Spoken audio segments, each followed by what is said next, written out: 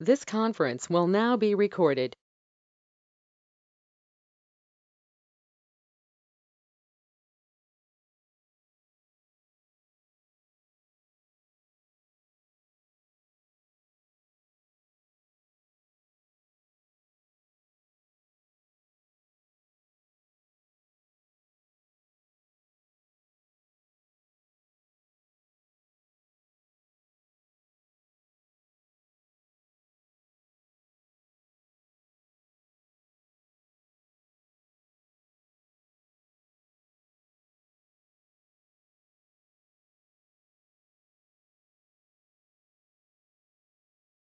Alright, तो क्या मेरी आवाज सही आ रही है? हम शुरू कर सकते हैं।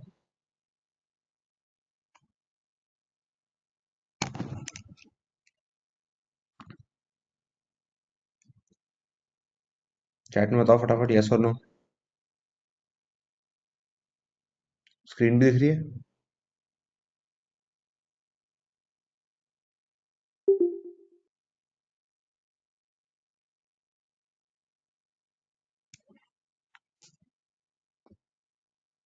ऑलराइट, ओके, तो तुम्हें से कौन कौन था जो कल भी आया था? Will now be recorded.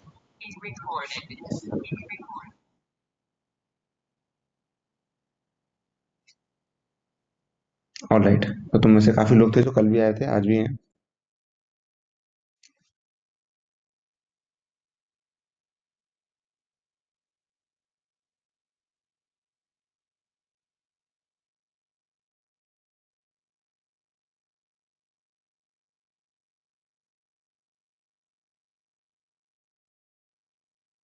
Okay, तो आज हम करने वाले हैं कोलिजन्स। ठीक है, कोलिजन्स करने वाले हैं और साथ में इम्पल्स वाले कुछ क्वेश्चंस जो हैं वो करने वाले हैं। भैया, रोटेशन कब करेंगे? रोटेशन कब करेंगे? है ना? इम्पल्जन मतलब कोलिजन, इम्पल्जन। इम्पल्जन का मतलब क्या होता है? इसका मतलब होता है इम्पल्जन, सॉरी, इम्पल्स प्लस कोलिजन। हाँ, तुम में से कुछ को पता नहीं होगा, मतलब ये रियल वर्ड नहीं है, मैं इसको इम्पल्जन बोलता हूँ। इम्पल्जन मतलब कोलिजन प्लस इम्पल्स। ठीक है, तो इसके कुछ क्वेश्चंस करेंगे। क्यों हम अभी आरबीडी नहीं कर रहे? क्योंकि इसके लिए कुछ प्रीरिक्विसाइट हैं, कुछ चीज़ें रिवाइज नहीं है बहुत सारे लोगों की। मैं थोड़ा सा टाइम दूंगा तुम्हें ये करने को, है ना, एक हफ्ते। उसके बाद हम कोई आरबीडी की क्लास रखेंगे, राइट? ऑलराइट, तो क्या सब लोग तैयार हैं? शुरू कर सकते हैं कोलिजन से, क्वेश्चन से।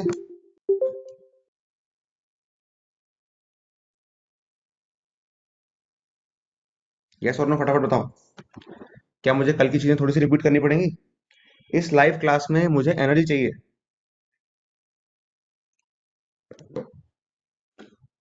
बहुत सारी एनर्जी होनी चाहिए, समझ रहे हो? एनर्जी मतलब क्या, कि तुम्हारा इन्वॉल्वमेंट बढ़ेगा, है ना? जैसे मैं बोलूं कोई सवाल, तुरंत यस और नो जवाब आना चाहिए। ठीक है, टाइप करो। ठीक है, कॉपी पेन लेके बैठो, लिखो, टाइप करो, इन्वॉल्व हो जिस भी तरह से हो सकते हो। ठीक है, और इंटरेक्ट करना बहुत ज्यादा जरूरी है। ठीक है, तो अभी हम शुरू करते हैं। तो अभी एक क्वेश्चन है। ठीक है, क्वेश्चन वन से शुरू करते हैं। अभी ध्यान रखना, हमारे पास 11 क्वेश्चन है और हमारे पास रफली 50 कुछ मिनट्स हैं। ठीक है, यानी कि 11-10 टारगेट है अपना। ठीक है, और इस वक्त अपन एक्सटेंड नहीं करेंगे। ठीक है, आज अपन एक्सटेंड नहीं करेंगे जैसे कल किया था। ठीक है, ऑल राइट। तो सवाल कुछ इस तरह का है, बड़ा सिंपल सवाल है, सिंपल से शुरू करेंगे ना। तो एक पार्टिकल है, उसका मास m है और उसकी जो वेलोसिटी है वो है 3 i cap plus 2 j cap. ठीक है, एसआई यूनिट्स में। तो ये एक कैपिटल मास m से कोलाइड हुआ, है ना? और फाइनली m जो है, ये इनिशियली m की वेलोसिटी थी, फाइनली m जो है वो -2 i cap plus j cap हो गया। ठीक है, अगर m और कैपिटल M के बीच में जो मास का रेशियो है वो अगर 1/13 है ना, तो हमें कुछ चीजें बतानी है ना? कि पहली चीज तो ये, कितनी इम्पल्स लगी। कितना इम्पल्स इन्वॉल्व था इसमें, ठीक है। फिर final velocity of capital M क्या है ना। फिर इसके अंदर कोएफिशिएंट ऑफ रेस्ट्रिक्शन क्या था, ये सारी चीजें पता लगानी है। तो स्ट्रेटेजी कैसे क्वेश्चन को करने की, करते कैसे हैं एक्चुअली इन सारे क्वेश्चंस को,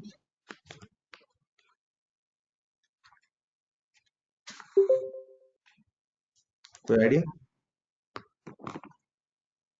जैसे क्वेश्चन है, इसमें कुछ नया नहीं है, कोई इनोवेशन नहीं है इस क्वेश्चन में।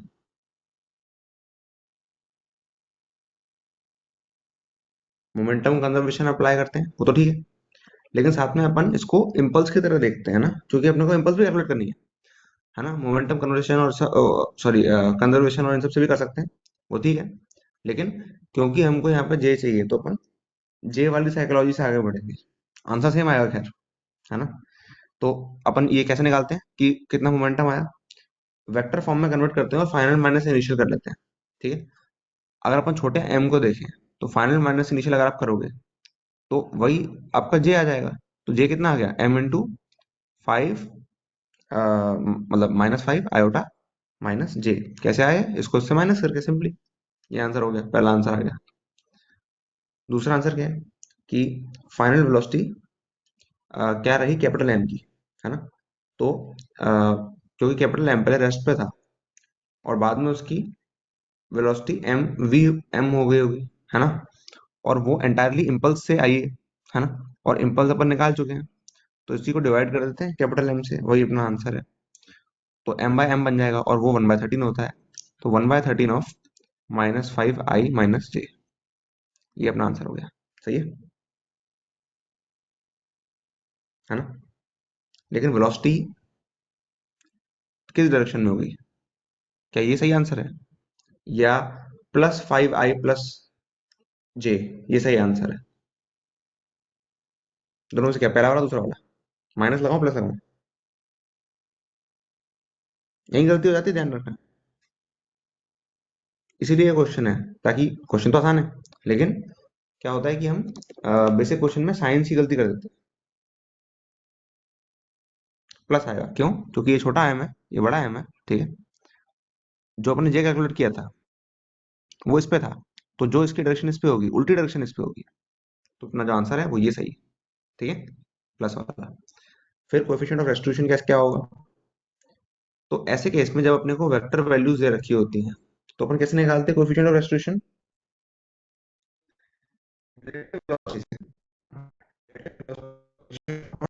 रिलेटिव वेलोसिटी, ठीक है।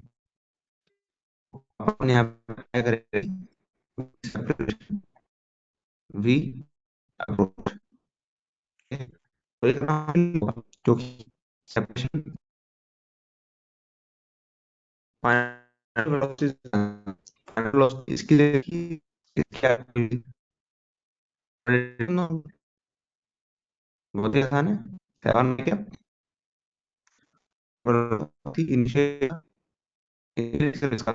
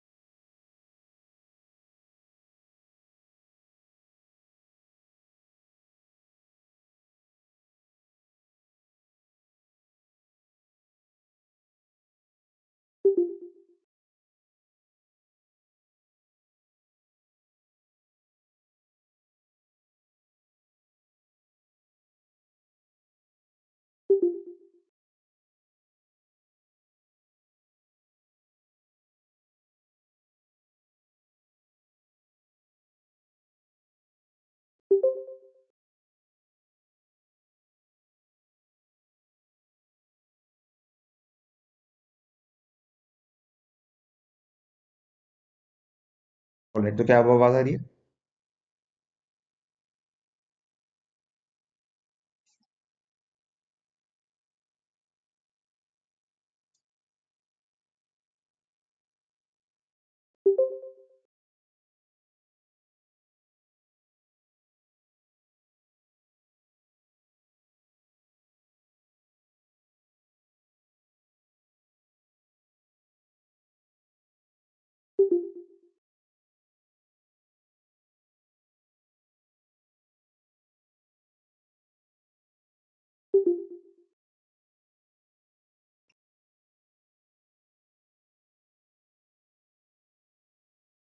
क्या आपने कोई पार्ट ऐसा है जो आपने मिस कर दिया क्वेश्चन वन का?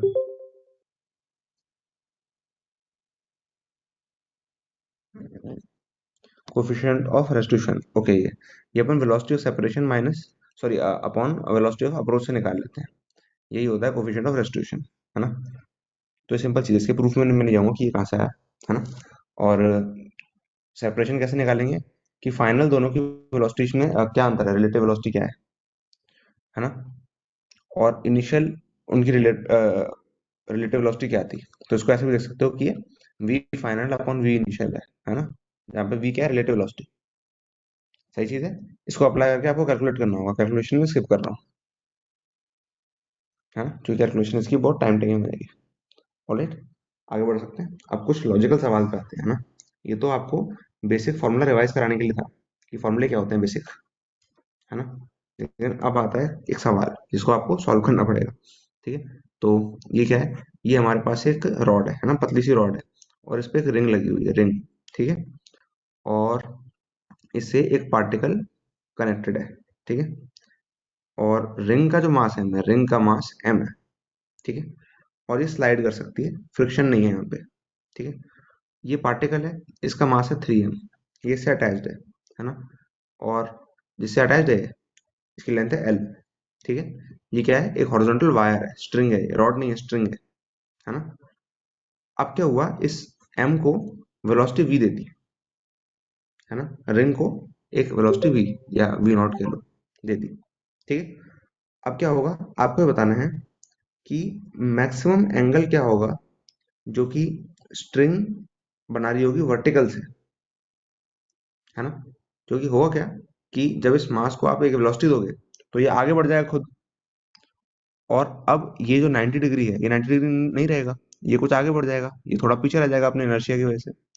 तो वर्टिकल से कुछ एंगल बन जाएगा, है ना? तो वो एंगल मैक्सिमम क्या है, ऐसा क्या मैक्सिमम एंगल बनने वाला है, ये आपको पता लगाना है। ठीक है, सब लोग प्लीज अपने माइक्रोफोन ऑफ रखो, बिल्कुल स्ट्रिक्टली।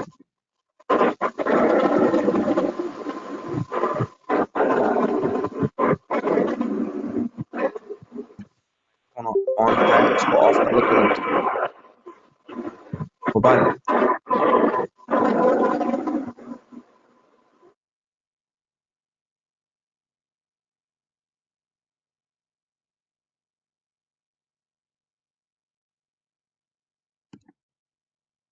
तो इस क्वेश्चन में क्या स्ट्रेटेजी रहेगी?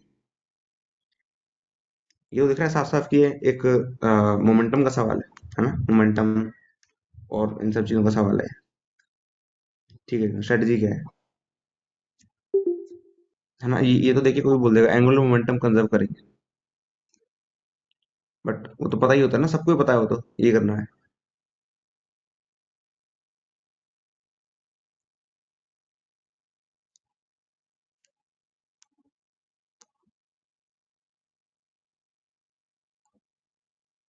मैक्सिमम एंगल निकालना है आपको।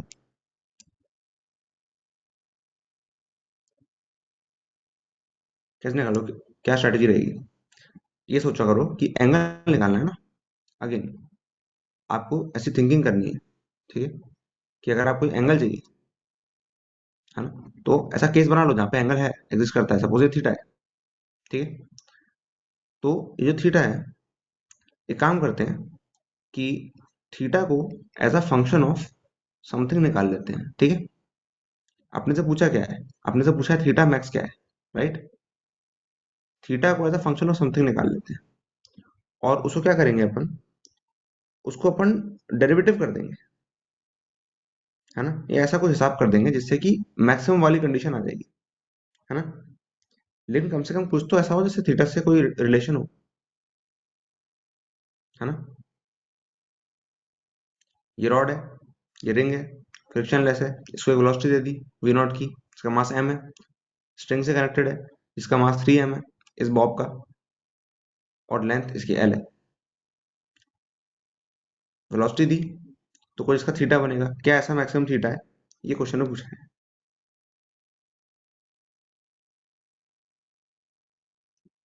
सिंपली सबसे पहले तो हमें क्या करना चाहिए, हमें देखना चाहिए कि जब हम अ, जब जब ऐसा होगा कि मैक्सिमम थीटा का केस आएगा, है ना, तब क्या होगा, तब इसकी जो वेलोसिटी होगी, है ना, और इसकी जो वेलोसिटी होगी वो सेम होगी। यस। क्या ये कॉन्सेप्ट कनेक्ट कर पाए?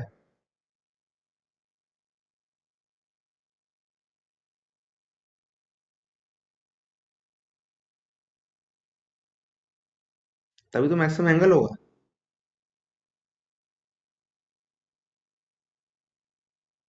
ऐसे केस इमेजिन किया करो कि शुरू में इसके पास वेलोसिटी है, थोड़े समय बाद जब ये स्ट्रिंग टेढ़ी होगी, इस पर टेंशन लगेगी, तो इसके पास भी कुछ वेलोसिटी आएगी, है ना, इस डायरेक्शन में। तो कुछ वेलोसिटी इसके पास भी आएगी, और मैक्सिमम वाली कंडीशन तब होगी जब इसकी वेलोसिटी के बराबर हो जाएगी। और फिर एक समय के बाद क्या होगा कि जो 3m है उसकी वेलोसिटी ज्यादा हो जाएगी, है ना। तो मैक्सिमम वाला जो केस है वो तब बनेगा जब दोनों की वेलोसिटी बराबर होगी। वेलोसिटी बराबर तो क्या हो जाएगा, फाइनल मोमेंटम कितना हो गया, 4mv, है ना, बराबर किसके, एम वी नॉट, इनिशियल बराबर फाइनल। तो क्या आंसर आपका आया कि v हो गया v नॉट बाय 4, ठीक है। और फाइनल वेलोसिटी आपके पास किसकी आ गई, अभी इन दोनों में से किसी भी एक की आ गई, है ना। अब हुआ क्या है कि इसकी हाइट में बदलाव आया है और उसको कुछ वेलोसिटी मिली है। तो हाइट के अंदर कितना बदलाव आया है ना, हाइट के अंदर कितना बदलाव आया, length into 1 - cos theta, right. तो M G H equal to half M V square कर देंगे, तो 3 mg h equal to half m। Initial kinetic energy क्या थी, ये थी। तो हम बेसिकली क्या कर क्या रहे हैं, ये क्या चीज है, ये है चेंज इन पोटेंशियल एनर्जी, और ये क्या है, इनिशियल काइनेटिक एनर्जी, है ना। और हमें क्या लिखना है, हमें लिखना है चेंज इन काइनेटिक एनर्जी। तो हमें लिखना है total change in kinetic energy, और ये खाली इनिशियल है ना, इनिशियल काइनेटिक एनर्जी माइनस अपने को लिखना है फाइनल काइनेटिक एनर्जी, वो कितनी होगी, half M V square. 4m लिख रहा हूँ क्योंकि m की भी सेम वेलोसिटी है और 3m वाले की भी सेम वेलोसिटी है, v naught by 4 whole square, v naught by 4 यहाँ से आया, ठीक है। ये क्या हो गया, फाइनल काइनेटिक एनर्जी हो गई, ठीक है। इसको सॉल्व कर देंगे, आंसर आ जाएगा। मैं सॉल्व करता हूँ, रुको। 1/8, 1/2 - 1/8, 3 3/8, 3/8, 3 3 कटा, 1/8, 1/8 cos थीटा वहाँ गया v²/8, ठीक है। तो cos थीटा आपका आ जाएगा 1 - v0²/8 gl, ठीक है। इससे आप थीटा निकाल सकते हो कॉस इनवर्स में, आपका आंसर आ गया। क्या अपने को चीज क्लियर हुई, टेक अवे क्या है, टेक अवे इंपॉर्टेंट, ध्यान रखना। टेक अवे कुछ ऐसा है कि सब लोग ये लगा लेते हैं कि यहाँ पे एंगुलर बोल रहा हूँ, मोमेंटम कंजर्वेशन होगा। सब लोग निकाल लेते हैं कि काइनेटिक एनर्जी या एनर्जी कंजर्वेशन होगा, ठीक है, सबको पता है इक्विलिब्रियम है तो ये होगा वो होगा, है ना। लेकिन आप हार कहाँ जाते हो, ये देखो, हार आप यहाँ जाते हो कि जब आपसे पूछा है कि थीटा मैक्सिमम कब होगा, तब आप ये और लॉजिक अप्लाई नहीं कर पाते हो कि तब होगा जब वेलोसिटी बराबर होगी। मैं सही कह रहा हूँ झूठ कह रहा हूँ बताओ? ये क्या, ये रिलेटेबल है? रिलेटेबल और नॉट, जल्दी बताओ। यहाँ गड़बड़ हो गई, समझ रहे हो ना? तो आपको जब क्वेश्चंस की प्रैक्टिस करनी है ना, तो आपको देखना है कि लॉजिक क्या लग रहा है। ये सब नहीं फॉर्मूला क्या लग रहे हैं, पहले देखो लॉजिक क्या लग रहा है। ठीक है, लॉजिक प्रैक्टिस नहीं करते हो आप, फॉर्मूला एप्लीकेशन आप प्रैक्टिस कर लेते हो। यार ना, हम जो बचपन में नाइन्थ टेंथ में जो न्यूमेरिकल पढ़ते थे ना, इनफैक्ट 11th और 12th में भी यही होता है, न्यूमेरिकल्स, उनके अंदर ये चीजें होती थी कि आप देखते थे कि गिवन क्या है, राइट? याद है? गिवन देखते थे, फिर आप देखते थे फॉर्मूला यूज्ड क्या है ना? या बीच में आप ये देख सकते हो कि टू फाइंड क्या है ना? फॉर्मूला यूज्ड क्या है, फिर कैलकुलेशन, ये करते थे। लेकिन ना जे के क्वेश्चन थोड़े अलग होते हैं यहाँ पे। यहाँ पे फॉर्मूला यूज से पहले भी कुछ चीजें होती हैं और फॉर्मूला यूज के बाद भी कुछ चीजें होती हैं, है ना? तो अभी इस क्वेश्चन में फॉर्मूला यूज से पहले आपको एक चीज अप्लाई करनी थी, ठीक है? वो ये थी कि थीटा मैक्सिमम तब होगा जब दोनों की वेलोसिटी बराबर होगी, है ना? और इस चीज को मैं बोल रहा हूँ यहाँ पे लॉजिक। तो आपने क्या है कि फॉर्मूला यूज और कैलकुलेशन की प्रैक्टिस तो बहुत कर रखी है, लेकिन आपने लॉजिक की प्रैक्टिस कम कर रखी है। तो जब भी क्वेश्चन को देखा करो ना, उसमें देखा करो क्या है लॉजिक वाला पार्ट, क्या है इसमें, उस पर स्पेशल अटेंशन पे करो। उस क्वेश्चन को सॉल्व करने लग जाओगे सीधे सीधे, तो क्या सोचोगे, नेचुरली फॉर्मूला यूज और कैलकुलेशन इन सब में लग जाओगे। लेकिन लॉजिक देखना है, लॉजिक क्या है ना? फिर क्या किया करो, जैसे इस क्वेश्चन को तुमने देखा, तो अपने मन में ना ये सोच के चला करो, जैसे मैंने सोचा कि मेरे को थीटा निकालना है, ठीक है? और थीटा से मतलब मेरे मन में ये चीज आ गई, माइंड में ये चीज आ गई कि कहीं ना कहीं मेरे को जहाँ थीटा दिखे मेरे को थीटा के लिए सॉल्व करना है। सही है? और मैं ये नहीं कह रहा कि मोमेंटम कंजर्वेशन और सॉरी कंजर्वेशन और एनर्जी कंजर्वेशन को ध्यान में नहीं रखो, रखो उसको ध्यान में, क्वेश्चन उसी से सॉल्व होंगे, है ना? तो ऐसे देखो, मैं तो बताता हूँ, इक्वेशंस क्रिएट करने के लिए अपनों को क्या चाहिए होता है, लॉ चाहिए होते हैं, लॉस, एनर्जी कंजर्वेशन लॉस, ये सब चीजें, है ना? और इक्वेशंस को इजी करने के लिए, है ना, या मैं बोलूं सॉल्व करने के लिए, हमें क्या चाहिए होता है, लॉजिक, है ना? लॉज या फॉर्मूला, जो भी कह लो। इस पॉइंट को नोट करो, ये सेकंड पॉइंट है, सेकंड टेक अवे।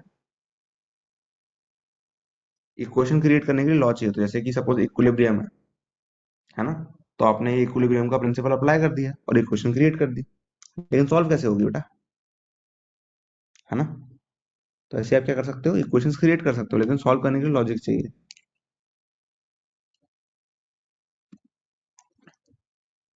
क्वेश्चन 3 पे है,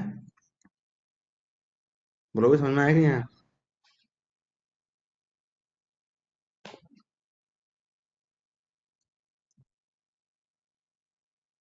है ना? क्वेश्चन 3 थोड़ा क्या है, दिखने में टफ हो सकता है और सॉल्व करने में भी देखो यहाँ पे क्या है कि ऐसी कंडीशन है कि ये वॉल है ना? और दो ब्लॉक्स हैं, एक ब्लॉक है बी, एक है ए, और यहाँ पर एक स्प्रिंग से ही जुड़ा है, ठीक है? स्प्रिंग से जुड़ा है, और इसको एक मास एम की बॉल इसकी तरफ फेंकी जा रही है, बी की तरफ, है ना? लेकिन इसकी जो हाइट है वो है डी, ठीक है? अब ए और बी दोनों के ही क्या है, मास 2m है, और जो एक साइड की लेंथ है वो 2d है। सही है? सही है ना? और बी से अटैच स्ट्रिंग, एक कंडीशन समझ में आ रही कि नहीं? यस और नो?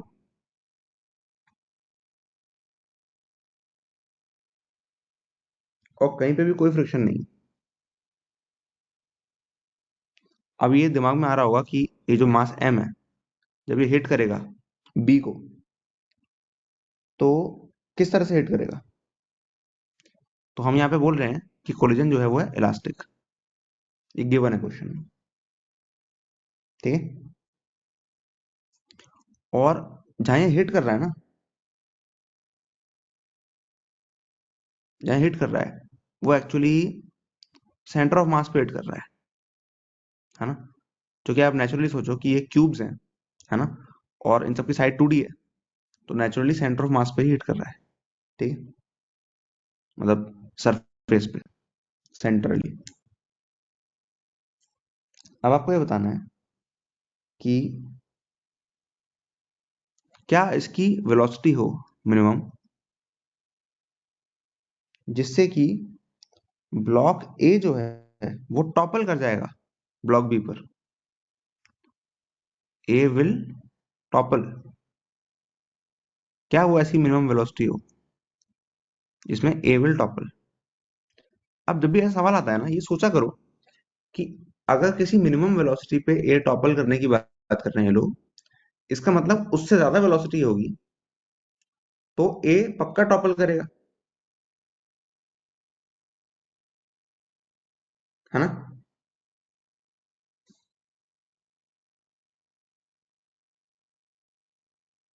सही है ना? तो ये सोचा करो कि अगर वेलोसिटी मान लो इन्फिनाइट होती, या मैं बोलूं बहुत लार्ज होती, तो ए पक्का टॉपल करेगा। सही है ना? तो बी को मैं कुछ मारूंगा और बी की कुछ वेलोसिटी हो जाएगी, और बी जो है वो स्प्रिंग मोशन में आएगा, है ना? और वो कुछ ऐसा क्रिएट करेगा, मतलब ए के साथ, जिससे कि ए गिर जाएगा। ठीक है। तो ये क्वेश्चन का पहला पार्ट है। सेकंड पार्ट है कि अगर मान लेते हैं कि ये जो वी मिन है ना, अगर हम ऐसी वेलोसिटी पे फेंकें इनिशियली जो कि वी मिन के डिवाइड बाय 2 है, तो ऐसे में जो ऑसिलेशन होगा उसका एम्पलीट्यूड क्या होगा?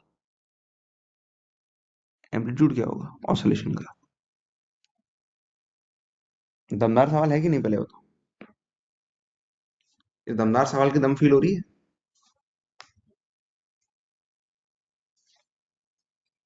यस और नो?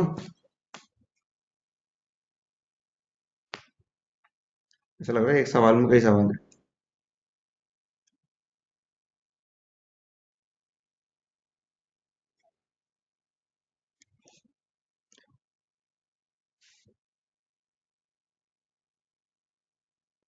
थोड़ा सा ट्राई करना चाहो?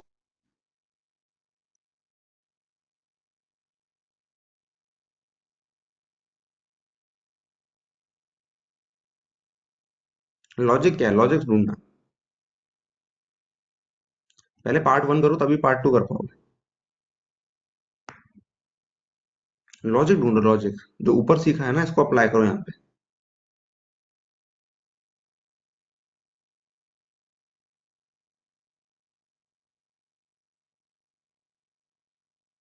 की लॉजिक क्या है, की कॉन्सेप्ट क्या है यहाँ पे?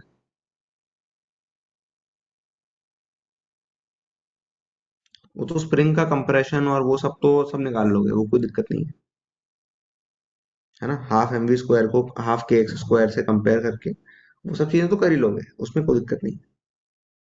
वो तो आसान है।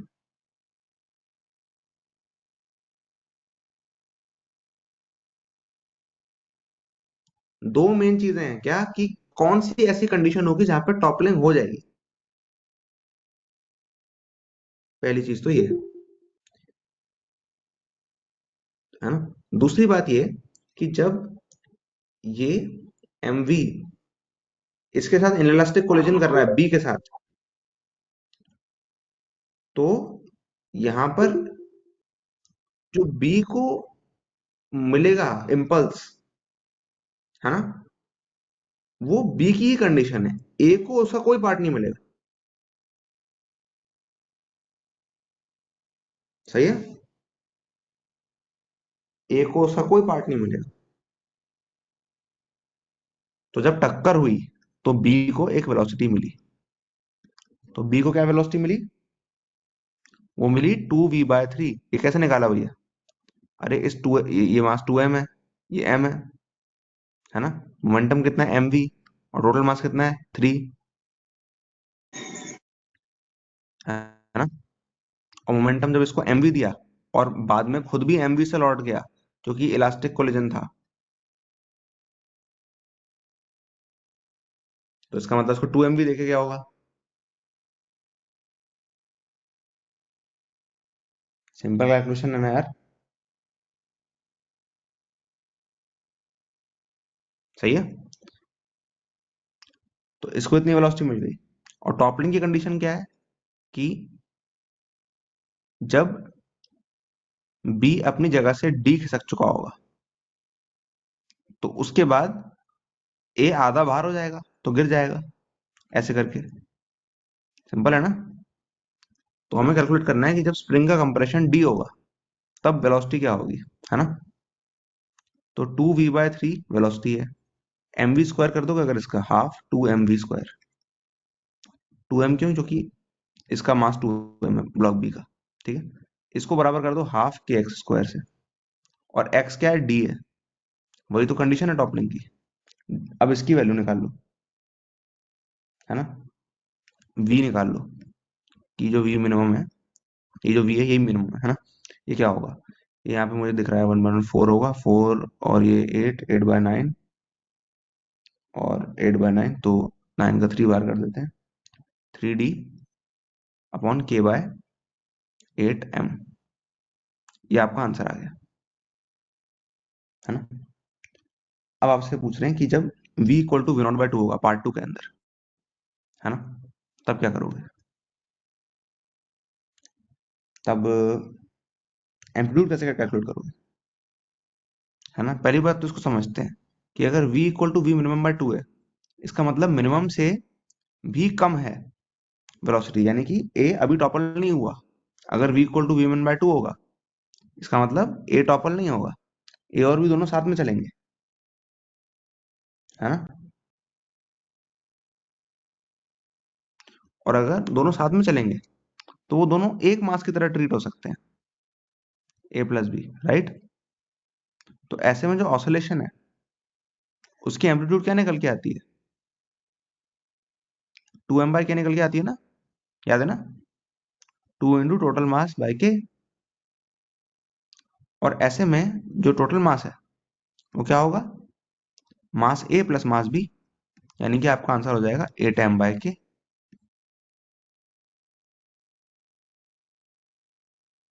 सही है।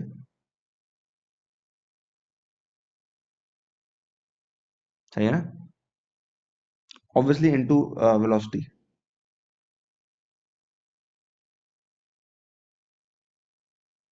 है ना। ऑब्वियसली वेलोसिटी को कंसिडरेशन में लेना है। ये आप ऊपर वाले से भी v0/6 आ जाएगा ये, इसके हिसाब से। और अगर कंपेयर करोगे इसको, टोटल आपका ये आंसर है ना, इसको कंपेयर करोगे इससे, इस फिगर से, तो ये निकल के आएगा कि एम्पलीट्यूड होगी d/2। क्लियरली देख सकते हो, सेम ही एक्सप्रेशन है।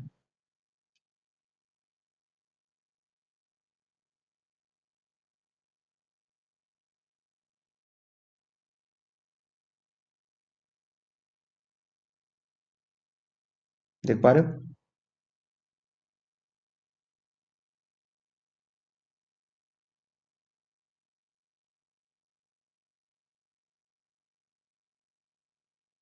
देख पा रहे हो? सिंपल चीज है, कुछ मुश्किल नहीं है यहाँ पे। बस यहाँ पे जो लॉजिक है वो यहाँ अप्लाई होना है कि कंडीशन क्या है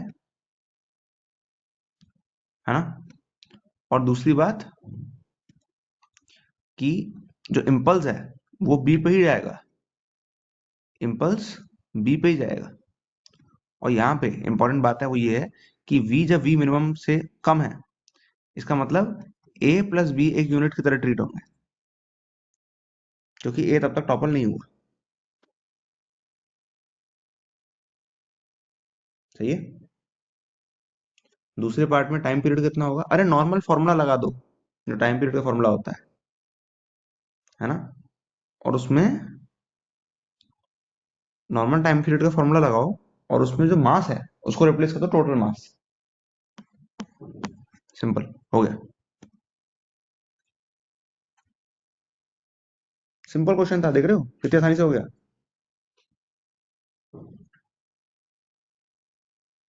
ठीक है।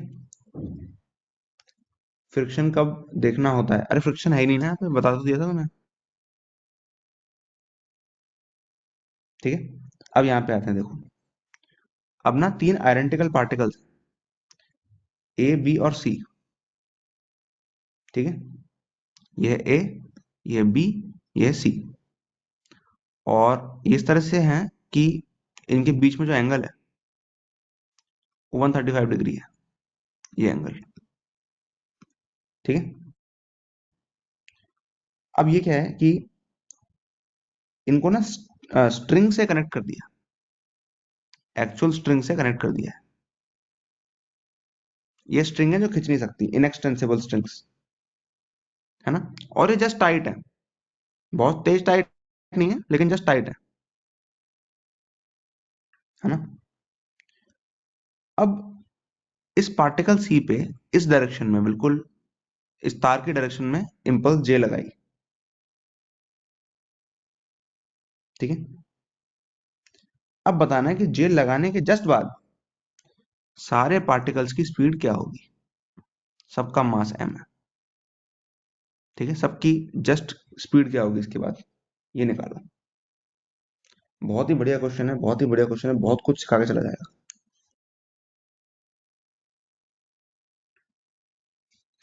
ये आपको इम्पल्स के बेसिक सिखाता है कि एग्जैक्टली इम्पल्स कैसे काम करती है। सी पे जस्ट मोमेंटम लगाया, ठीक है, मतलब इम्पल्स लगाया। तो अगर जे इस पे लगाया है तो इस स्ट्रिंग ने भी तुरंत ही इस पे कुछ मोमेंटम लगाया होगा, J1 बोल दें इसको, राइट। और जितना इस पे J1 लगा स्ट्रिंग के द्वारा, उतना ही इस स्ट्रिंग के द्वारा इस पे J1 लगा होगा इस डायरेक्शन में। ठीक है। और स्ट्रिंग के इस टेंशन के द्वारा इस पे यहाँ पे J2 भी लगा होगा, है ना। और ए पे J2 लगा होगा इस डायरेक्शन में, क्योंकि सबको देखो, सबको तार ही तो खींच सकती है, और कौन खींचेगा।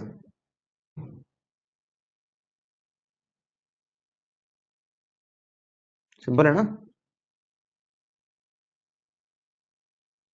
अब मान लेते हैं कि ये सारा अफेयर होने के बाद इसकी इनिशियल वेलोसिटी u होती है ना, u होती है।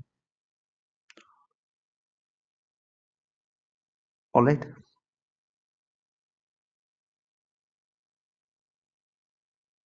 या मैं इसको बोलता हूँ यूसी। ठीक है।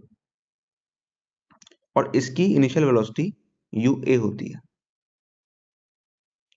इसकी कैसी होगी, इसकी तो कुछ एक्स वाई प्लेन में होगी, है ना।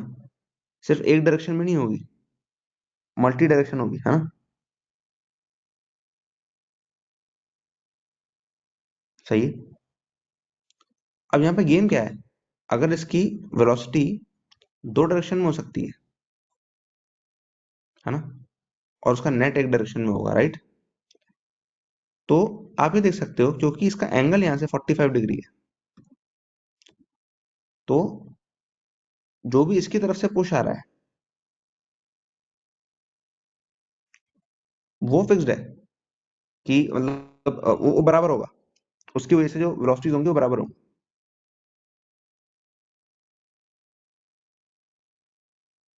है ना।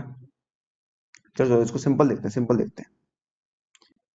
अब ऐसा सोचो कि देखो वो वेलोसिटीज क्या होंगी 45 डिग्री एंगल की वजह से, क्या होगा उसको अभी छोड़ देते हैं, ठीक है। सिंपल सोचते हैं कि अगर इसकी वेलोसिटी कुछ भी हो रही है यहाँ पे, है ना, कुछ भी है, वी है मान लो, ठीक है। तो मुझे बताओ इसकी वेलोसिटी जस्ट कुछ समय बाद, है ना, just time t equal to just dt पर, है ना, जस्ट ये इम्पल्स लगाने के कुछ समय बाद क्या इस स्ट्रिंग की जो नेट वेलोसिटी है क्या वो बदल जाएगी? क्या स्ट्रिंग खींच सकती है? नहीं ना। तो अगर इस m की वेलोसिटी ua है तो b की भी तो वही होगी, हॉरिजॉन्टल कंपोनेंट, हॉरिजॉन्टल कंपोनेंट वो तो वही होगा ना। तो जो v का ये जो हॉरिजॉन्टल कंपोनेंट वाला पार्ट है ये ua के बराबर ही होगा, ठीक है। अब इम्पल्स की इक्वेशंस बैठ के लगा सकते हो कितनी भी, है ना। यहाँ बैठ के आप लगा सकते हो कि J1 cos theta minus J2 equal to M U A, है ना। तो यानी कि J1 by √2 minus J2 equal to M U A. सही है, एक क्वेश्चन ये आ गई यहाँ पे। फिर एक क्वेश्चन आ जाएगी J2 की, कि J2 equal to M U A, है ना। इसे सॉल्व करोगे निकल आएगा कि J1 equal to J1 equal to, देखो J2 को यहाँ पुट कर दोगे M U A to M U A हो जाएगा।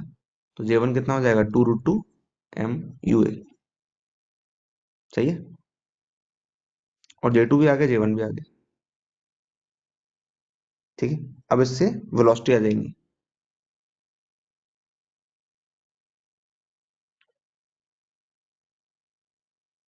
है ना।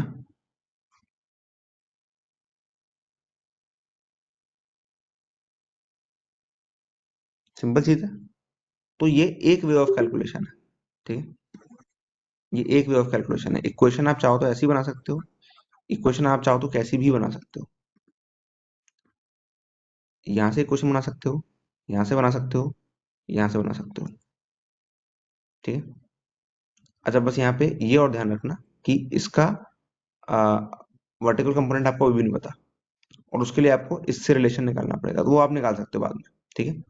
तो इक्वेशंस आप क्रिएट कर सकते हो, ठीक है। ये आपके ऊपर है। लेकिन लॉजिक क्या है? लॉजिक की मदद से ये हो पाया कि ये और ये बराबर है, ये पता चल पाया।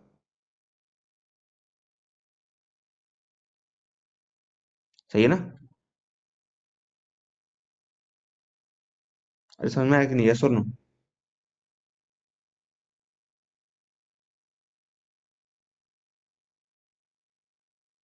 आ गया ना। तो अगर अगर आप इसको सॉल्व करते हो तो मैं यहाँ पे आपको आंसर बताता हूँ क्या होंगे। यू ए जो है उसकी वैल्यू आएगी आपकी √2 j/7m, और यू सी जो है वो आपकी आएगी 3j/7m। यू बी जो है वो आएगी आपकी √10 j/7m। मैच कर लेना, ठीक है। नेक्स्ट क्वेश्चन पे आते हैं।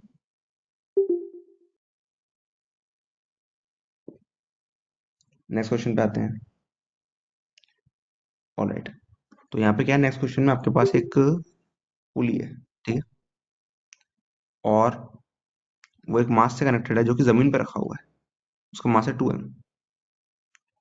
और एक दूसरा मास है जो कि जिसकी जो तार है ना, उसको उठा दिया गया है।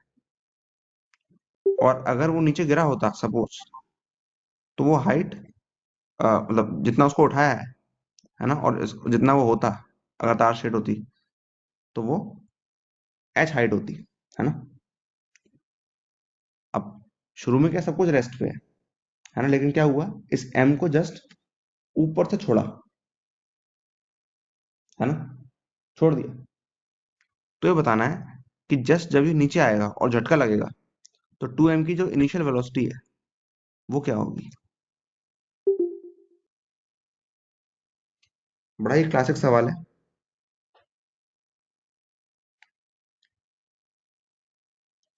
तो ऐसे देखो, जैसे ही ये मास नीचे आएगा छोटा एम, वैसे क्या होगा, तुरंत जो स्ट्रिंग है इस पे इम्पल्स लगाएगी। ग्रेविटी तो इम्पल्स लगाएगी नहीं, क्योंकि ग्रेविटी तो कंटिन्यूअस फोर्स है।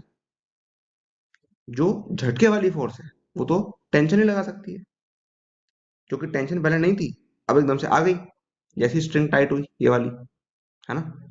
तो जे तुरंत पीछे की तरफ लगा, राइट। और जो जे इस पे लगा, है ना, वही जे इस पे लगा होगा 2m पे भी, क्योंकि टेंशन तो पूरी तार में बराबर है ना। तो वो जितना झटका लगाएगी वो तो वही है ना, है ना। अब इसकी कुछ कंडीशन ऐसी हो गई कि इसकी वेलोसिटी v1 हो गई, इसकी वेलोसिटी कुछ क्या v1 ही हो जाएगी, है ना। लेकिन जब ये तब है जब झटके के बाद, है ना। लेकिन झटके से जस्ट पहले इसकी वेलोसिटी कुछ v थी, और वो v कितनी थी, ऑब्वियसली √2gh, है ना। क्योंकि हाइट h से गिरा है ना, तो काइनेमेटिक्स के हिसाब से इसकी इतनी वेलोसिटी होनी थी, है ना। तो यहाँ पे अपन क्या देखते हैं, यहाँ पे अपन ये देखते हैं कि अ, जो टोटल बदलाव आया वो कितना था, है ना, फाइनल माइनस इनिशियल, यानी कि change in momentum he impulse के बराबर होना चाहिए। तो अगर आप चेंज इन मोमेंटम कैलकुलेट करोगे तो आपको दिखेगा कि जो इनिशियल था वो mv था, और बाद का जो मोमेंटम आया वो हुआ 2mv1 प्लस mv1। आप इसको नोटिस कर सकते हो। ऐड क्यों हुआ, ऐड इसलिए हुआ, आप देख लो सेम डायरेक्शन में। ऐड नहीं होगा तो क्या होगा, तो जो आपका v1 था वो क्या निकल के आ गया, वो निकल के आ गया v/3, यानी कि √2gh/3। तो इनिशियल वेलोसिटी जो हो गई इसकी v1, है ना, v1 से उठा वो इतनी है। सिंपल क्लासिक एग्जांपल से समझ गए। यहाँ पे लॉजिक क्या था, यहाँ पे लॉजिक ये था कि m से लेके यहाँ तक काइनेमेटिक चल रही है, यहाँ से लेके यहाँ तक काइनेमेटिक चल रही है, उसके बाद इम्पल्स शुरू हो गया, है ना। और इम्पल्स के जो जे लगेंगे वो बिल्कुल टेंशन की तरह लगेंगे, ठीक है। तो उसमें कोई दिक्कत वाली बात ही नहीं है। क्लियर होगा आई थिंक। ये तो क्वेश्चन 6 पे आ जाते हैं। क्वेश्चन 6 ऐसा है कि एक मास m की बॉल है, ये कनेक्टेड है एक एक 4m मास की बॉल से, ठीक है। और ये एक स्ट्रिंग से कनेक्टेड है, ठीक है, तार है, ये स्लैग हो सकती है ना। और हाइट h से इसको क्या किया, ड्रॉप कर दिया पूरे सिस्टम को, ठीक है। अब होगा क्या कि m जब ग्राउंड से कोलाइड करेगा तो बाउंस करेगा, है ना। मान लेते हैं सारे कोलेजन इलास्टिक है, बाउंस करेगा। तो जब बाउंस करेगा तो फिर एक मौका आएगा जब ये टाइट हो जाएगी स्ट्रिंग, है ना। तो वो मौका कब आएगा, वो टाइम कब होगा, जब स्ट्रिंग अगेन टॉट हो जाएगी। शुरू में टॉट थी, लेकिन टकराने के बाद भी, उछल कूद के बाद भी टॉट होगी एक बार। तो कंडीशन क्या होगी, जब इससे टकराएगा तो टकराने के बाद फिर उछलेगा, है ना। लेकिन ये एम तो अभी भी नीचे आ रहा होगा, तो क्या होंगे, ये दोनों फिर आपस में टकराएंगे, जिसकी वजह से क्या होगा, ये फिर एक दूसरे से दूर जाएंगे, दूर जाएंगे तो फिर स्ट्रिंग टाइट होगी। केस समझ पा रहे हो ना, विजुलाइज कर पा रहे हो ना कि एग्जैक्टली होगा क्या।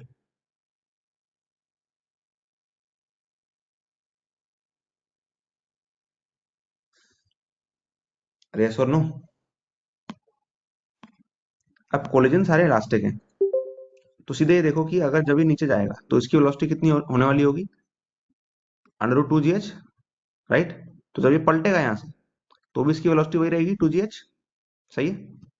अब जब ये एक दूसरे से टकराएंगे और कोलिजन इलास्टिक होगा, तो ये 2gh से नीचे जाएगा, वो 2gh से ऊपर जाएगा, ऐसा क्या। नहीं नहीं नहीं नहीं, ध्यान से देखना। ये भी नीचे आ रहा है 2gh से, अब ये ऊपर जा रहा है 2gh से, है ना। जब ये टकराएंगे तो बात अलग हो जाएगी, क्योंकि मोमेंटम ये अलग अलग मास है, छोटा मास है बड़ा मास है, तो मोमेंटम अब अलग तरह से डिस्ट्रीब्यूट होंगे, है ना।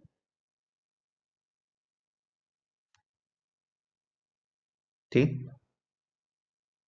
ऑलराइट, तो किस तरह से डिस्ट्रीब्यूट होंगे, क्या होगा क्या नहीं होगा, उससे हमें मतलब नहीं है। हमें मतलब किससे है, मोमेंटम से मतलब नहीं है, हमें मतलब इससे है कि हमने देखा था कि E equal to velocity of separation upon velocity of approach, right.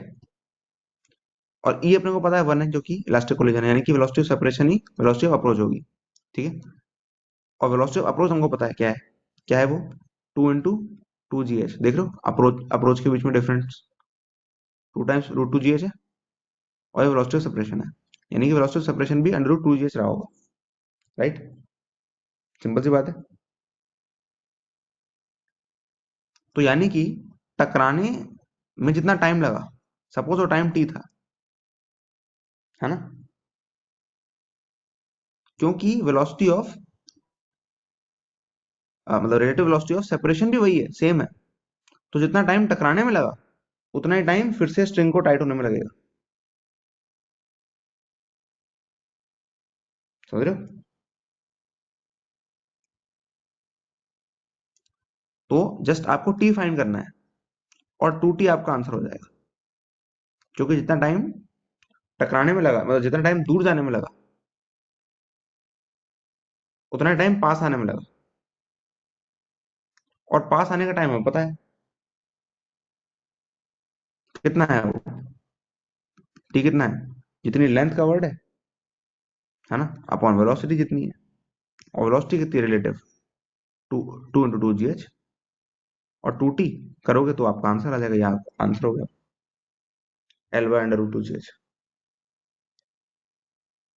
अब यहाँ पे मेन चीज क्या है, मेन चीज आपने क्या सीखी, मेन चीज ये सीखी कि आपको इस बसड़ में नहीं जाना, आप मोमेंटम कंजर्व करने चले जाते।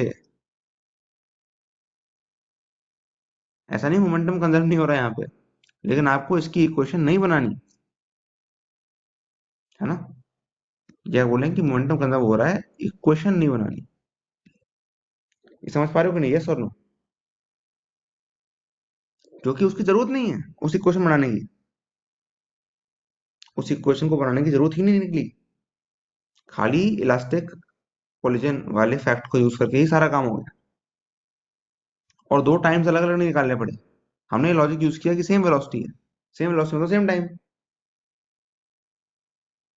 अरे वेलोसिटी सेम है, एक्सेलरेशन सेम है, डिस्टेंस तो वही है जो दोनों के बीच में होता है, तो फिर दिक्कत क्या है बराबर हो गया ना सब कुछ। आ गया आंसर।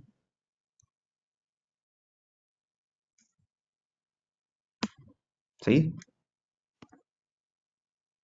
आगे बढ़े, उड़ा था आगे आगे बढ़े, है ना। अब ना क्वेश्चन में लॉजिक देखना है, ठीक है।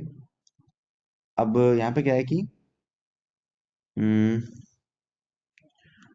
एक पॉइंट है, ठीक है, कुछ नहीं है, पॉइंट है, पॉइंट मास नहीं है, पॉइंट है, और ये तार सी बंधी हुई है, और ये एक मास 2 किलो का, 2 kg का एक मास है, ठीक है। इसको ना कुछ इनिशियल वेलोसिटी दे दी, ठीक है। तो क्या हुआ, ये ऊपर तक चला गया, वहां तक चला गया जहाँ पे रस्सी टाइट हो गई, है ना, वहां तक चला गया यहाँ पे रस्सी टाइट हो गई।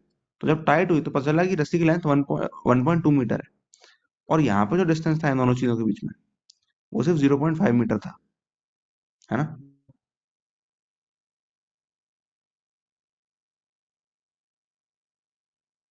सही है।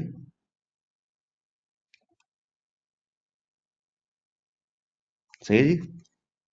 तो अब पता क्या लगाना है, पता ये लगाना है कि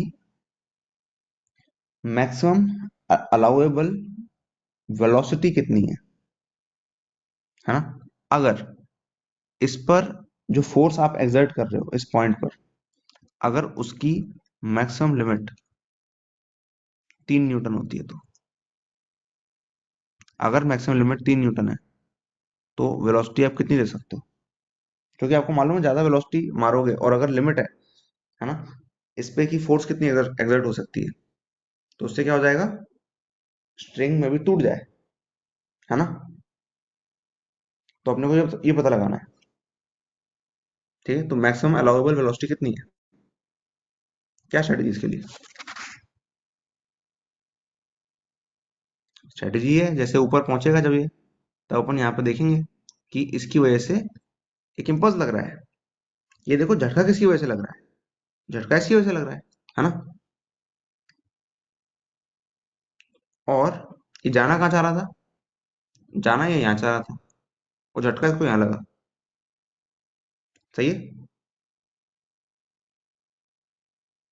तो इसकी इम्पल्स कितनी हुई, जे, और एंगुलर सॉरी लीनियर मोमेंटम में कितना बदलाव आया।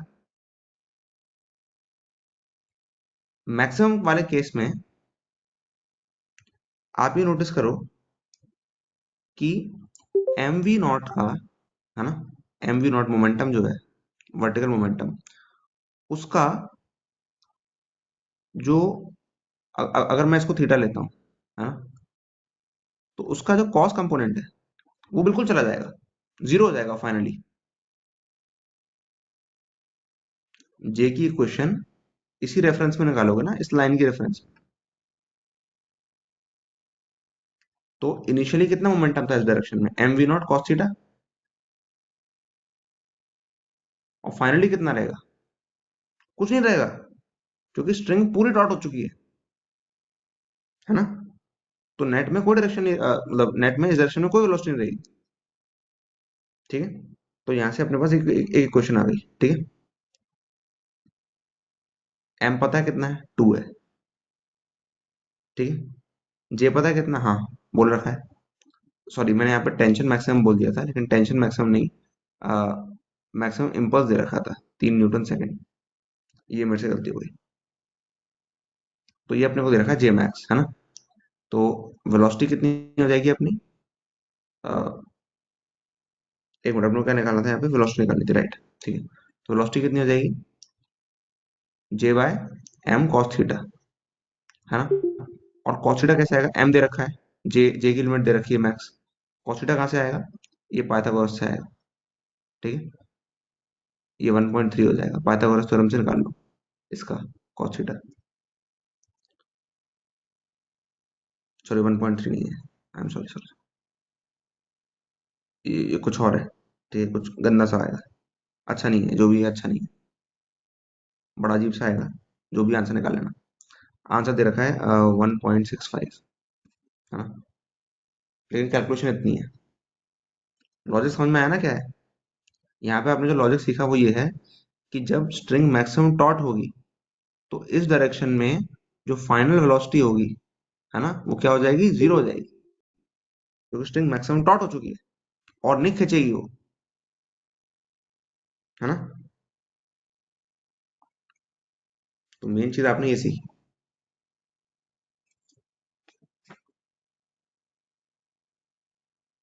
हो गया जी। सिमरजीत पूछ रहा है कि ऊपर वाले क्वेश्चन में √2 GH भी ऐड करेंगे ना, नहीं 2T ही निकाल रहा हूं मैं, है ना। 2T ही निकाला मैंने, जब मैंने 2T किया ना तो मैंने 2 हटा दिया यहाँ से। तो T+T कर लो तुम, या मैं 2T कर दे रहा हूँ, बात तो वही है ना। क्वेश्चन 8, इसमें भी लॉजिक देखना, ठीक है। तो यहाँ पे क्या है, एक स्फेयर है, मास m का, और जस्ट एक आइडेंटिकल स्क्वायर लिया, और जस्ट इतने मतलब as a tangent to the string, है ना, इसको ड्रॉप कर दिया, है ना। और ड्रॉप किया तो ये टकरा गया, है ना। और जब टकरा गया है इससे, तब इसकी वेलोसिटी वी नॉट थी, वर्टिकल की तरफ, है ना, और टकरा गया, कोलिजन हो गया, और इलास्टिक कोलिजन है, ठीक है। पहले सब लोग रेस्ट पे थे, लेकिन ये आया एक सर्टेन वेलोसिटी वी नॉट लेकर, और टकरा गया, कोई फ्रिक्शन नहीं है, इलास्टिक इम्पैक्ट हुआ। अब बताना है कि वेलोसिटीज क्या होंगी, है ना। मतलब v1 क्या होगी और v2 क्या होगी, दोनों बतानी है। ठीक है, मैं अच्छे से लिख देता हूँ। v1 क्या है, v2 क्या है।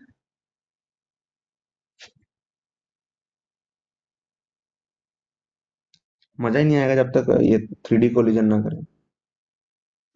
अब 3D भी क्या, 2D होते हैं सारे। 3D भी 2D की तरह ही लिया जाता है। तो यहाँ पे क्या, आपको थोड़ी सी ज्योमेट्री लगानी होगी।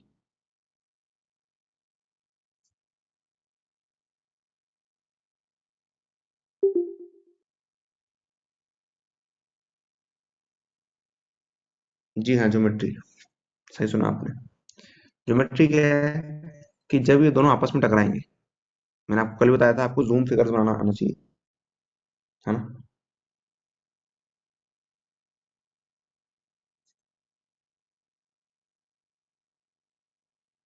तो कंडीशन कैसी होगी,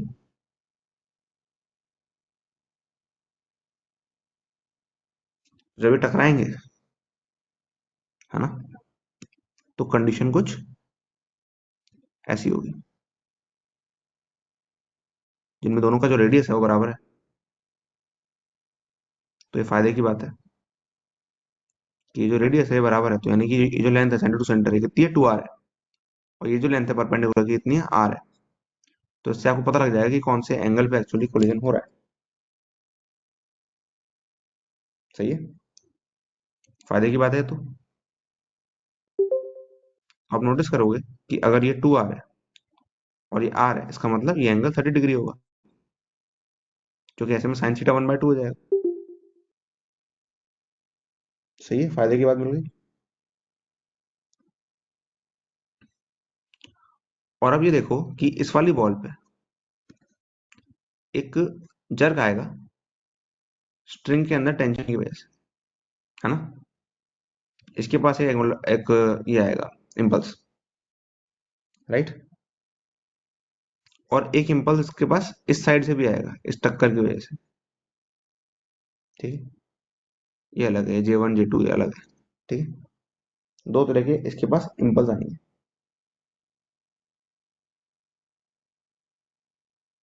सही है। और टकराने के बाद बोला है इलास्टिक कोलिजन है ना, तो वेलोसिटी ऑफ अप्रोच और सेपरेशन बराबर होंगी। सही है। तो यहाँ पे आपको इन इक्वेशंस का इस्तेमाल करना है। पहली बात तो ये कि जब अगर मैं इसको टकरा रहा हूँ, है ना, तो इसका कोई वर्टिकल कंपोनेंट नहीं निकल के आ सकता। मतलब ये जो स्फीयर है, इसका नेट में ये बॉल मारने के बाद भी कोई वर्टिकल कंपोनेंट वेलोसिटी का निकल के नहीं आ सकता, क्योंकि तार से बंधा हुआ है ये। कैसे निकल के आ जाएगा सोचो, तार खींच थोड़ी जाएगी। ऑब्वियस सी बात है यार। तो नेट में जब इसकी कोई वेलोसिटी नहीं होगी, इसका मतलब ये हुआ कि इसकी तरफ से जो भी वेलोसिटी आई, है ना, वो यहाँ पे खो गई, है ना। या आप इसको ऐसे भी बोल सकते हो कि velocity components along the tangent direction remains unchanged. इसको आप यहाँ से रिलेट कर सकते हो, या फिर आप इसको ऐसे भी रिलेट कर सकते हो कि जो टेंजेंट डायरेक्शन है उसके अंदर के जो कंपोनेंट्स हैं उनके अंदर कोई बदलाव नहीं आया, सेम रहेंगे।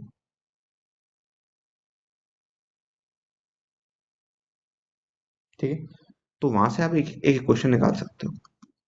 तो वहां से आपकी इक्वेशन बना जाएगी। फिर आपकी इक्वेशन टू कहाँ से आएगी कि जस्ट लीनियर मोमेंटम आप हॉरिजॉन्टल का निकाल लो। लीनियर मोमेंटम आप हॉरिजॉन्टल केस का निकाल लो। हॉरिजॉन्टल मतलब ये, और ये आपकी इक्वेशन टू हो जाएगी। पूरा सॉल्व नहीं कर रहा मैं, क्वेश्चन बना बता रहा हूँ आपको। फिर आप क्या करो, इक्वल टू वन के फैक्ट को यूज करो और वेलोसिटी सेपरेशन की और वेलोसिटी अप्रोच की ये बराबर कर दो। इक्वेशन थ्री आपके सामने आ जाएगी। और जस्ट उन इक्वेशन को आपको मैथमेटिकली सॉल्व करना है, उसमें कोई लॉजिक और नहीं लगाना, आपका आंसर आ जाएगा।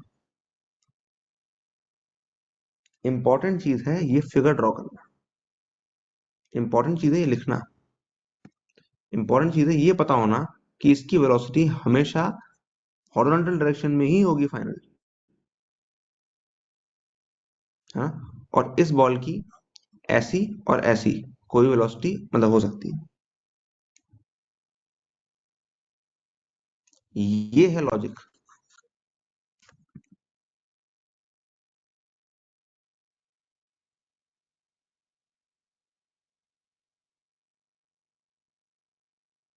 देख रहे हो, ये है लॉजिक।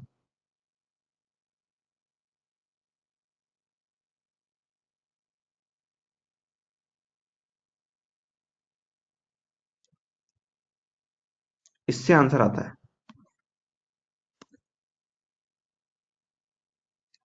ठीक है, जस्ट 3 क्वेश्चन और रह गए। लॉजिक लॉजिक देखना है खाली, क्वेश्चन बड़े मजेदार है, देखना भैया। अच्छा, इसको सॉल्व तो कर लोगे ना, इसको होमवर्क की तरह ले सकते हो, लेकिन आंसर जो है इसमें बड़े गंदे आ रहे हैं, मतलब आंसर अच्छा नहीं है, देखने में अच्छा नहीं लग रहा। आंसर इसका है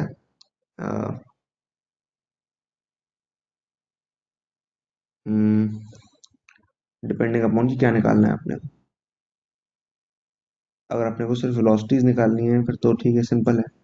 अगर एंगल भी निकालना है कि किस एंगल पे टकरा है, हाँ,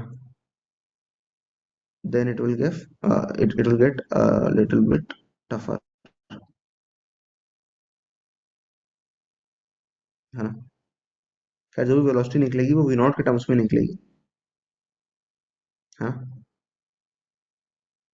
तो जो दूसरी बॉल है ना, इसकी जो वेलोसिटी निकलेगी वो निकलेगी कुछ 0.693 वी नॉट ऐसी। इसलिए मैं कह रहा हूँ कैलकुलेशन करनी है,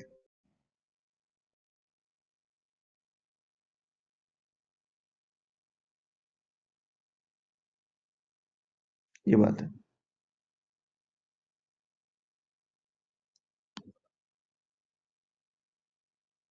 LN2 नहीं, LN2 से रिलेशन नहीं है इसका एक्चुअली, LN2 से रिलेशन नहीं।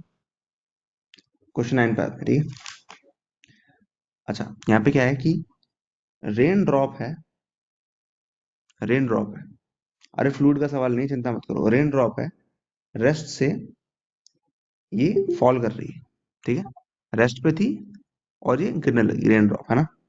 और जो एटमॉस्फेयर है ना, वो थोड़ा क्या है, सैचुरेटेड था वाटर वेपर से, है ना, वाटर वेपर से सैचुरेटेड है एटमॉस्फेयर थोड़ा।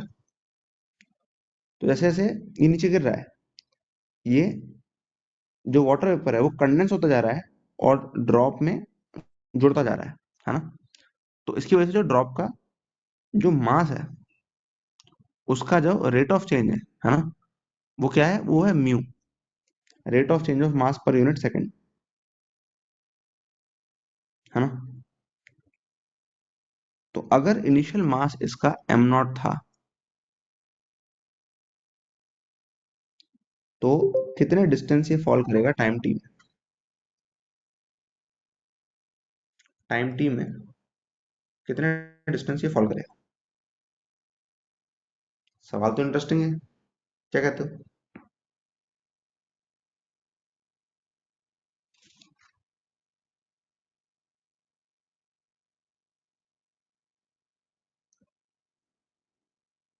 है ना, सिंपल है, इनिशियली ये है, कुछ टाइम टी बाद सोचो क्या होगा, इसका mass m not plus mu T होगा, है ना।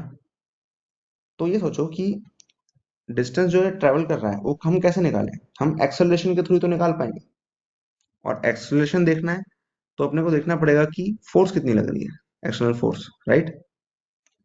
और जो फोर्स है वो क्या निकल के आएगी, वो होती है d m v by D T.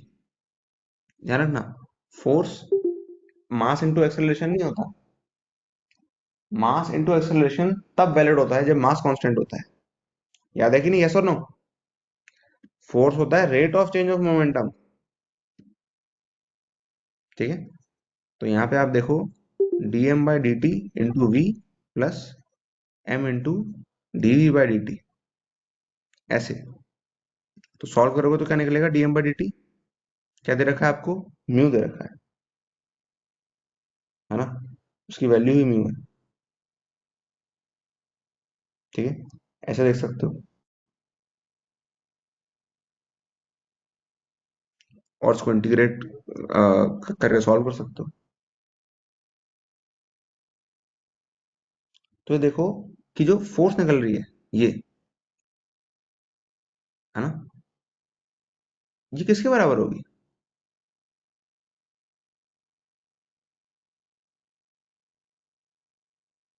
किसके बराबर होगी, जितनी भी एक्सटर्नल फोर्स लग रही है किसके बराबर होगी, एक ही तो फोर्स लग रही है यहाँ पे, ग्रेविटी।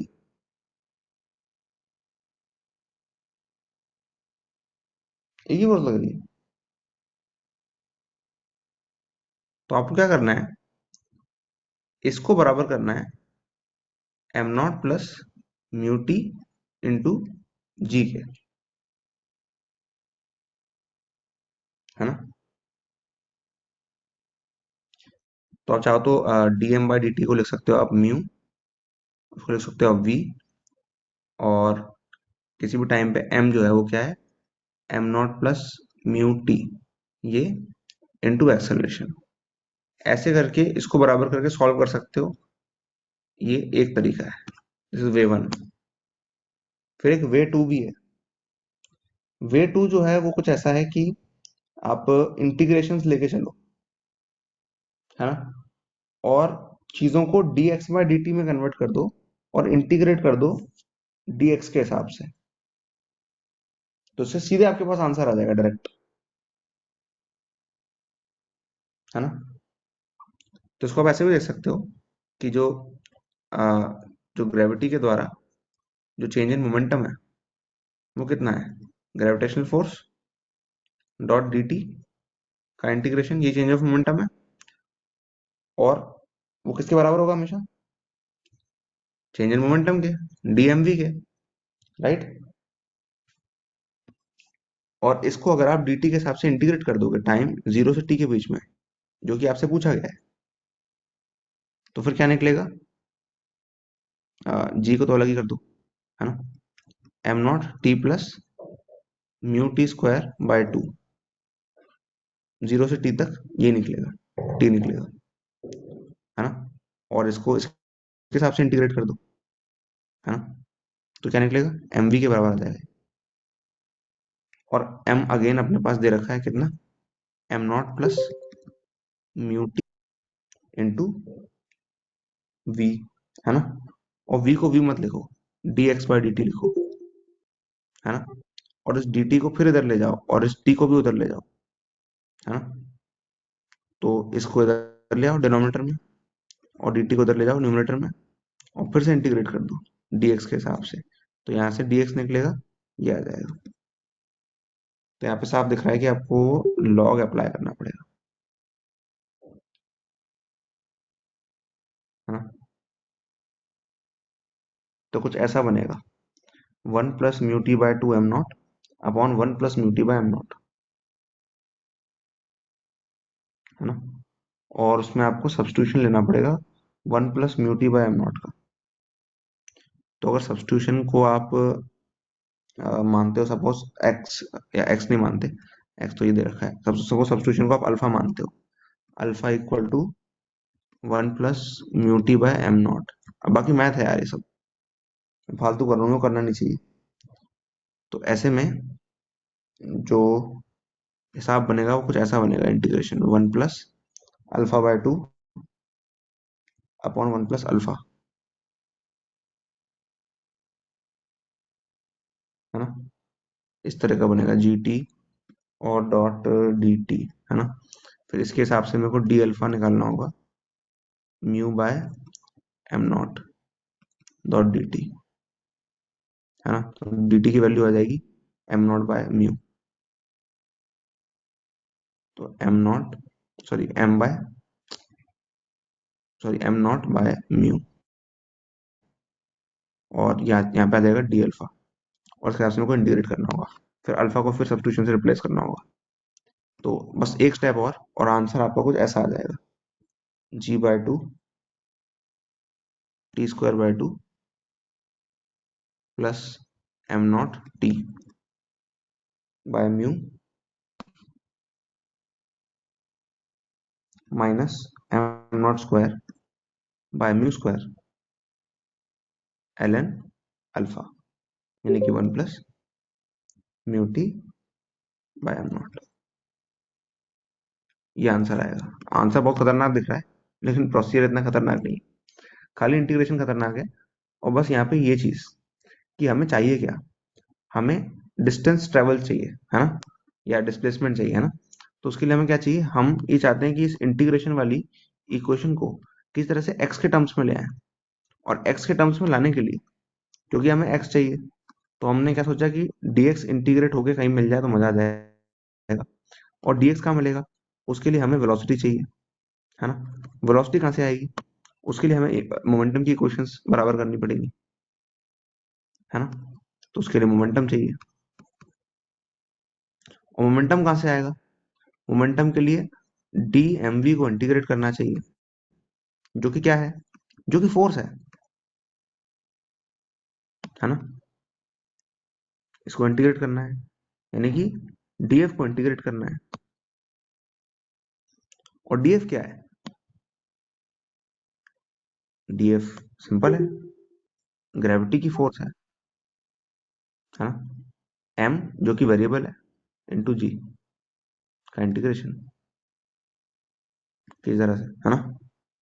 तो देख रहे हो, ये चाहिए था, तो यहां से ट्रेवल किए और ये मिल गया। बैक ट्रैकिंग, बैक ट्रैकिंग का एक क्लासिक एग्जाम्पल, रिलेटेबल है थोड़ा सा। अरे यस और नो,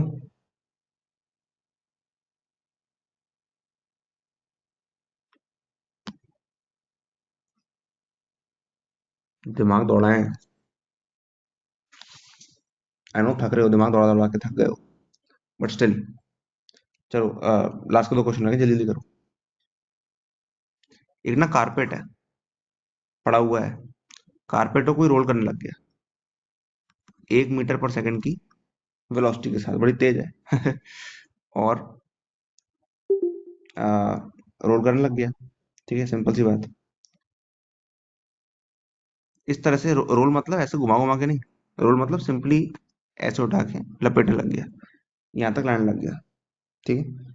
अपने को क्या फाइंड करना है, अपने को फाइंड करना है कि speed of centre of mass क्या है, मूवमेंट मूविंग पार्ट की, जो पार्ट ऐसा है जो कि मूव कर रहा है ना, ये वाला पार्ट, इसकी speed of centre of mass क्या है।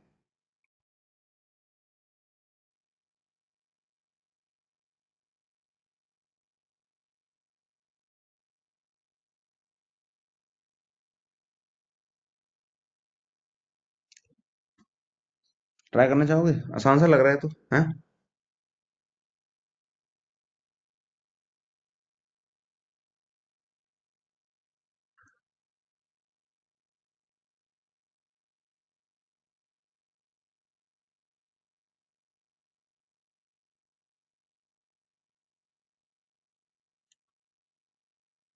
बताओ भी, आसान नहीं लग रहा क्या।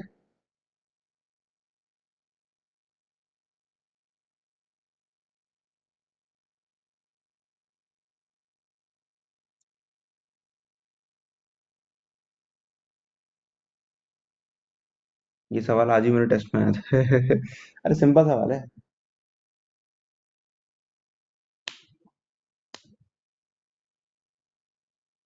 अरे सिंपल सवाल है यार, कोऑर्डिनेट्स का सवाल है। मान लो इसको आप ओरिजिन मान लो, जहाँ से आपने लपेटना शुरू किया, ठीक है। और लपेटते लपेटते सपोज आपने एक्स अमाउंट ऐसा था जो लपेट दिया, है ना। यहाँ से आपने एक्स अमाउंट गायब कर दिया, ठीक है। तो वही एक्स अमाउंट यहाँ पे आ चुका होगा, तो इसके पॉइंट ऑफ रेफरेंस से देखोगे तो सेंटर ऑफ मास कहाँ होगा इसका, इधर होगा, राइट, इस वाले पोर्शन के बीच में, यानी कि x/2, इधर से भी x/2, इधर से भी x/2, तो इधर से x/2 है ना। इसका मतलब किधर हो गया है, 3, ऐसे देख लो, x plus x/2, 3x/2 location पे हो गया है। सिंपल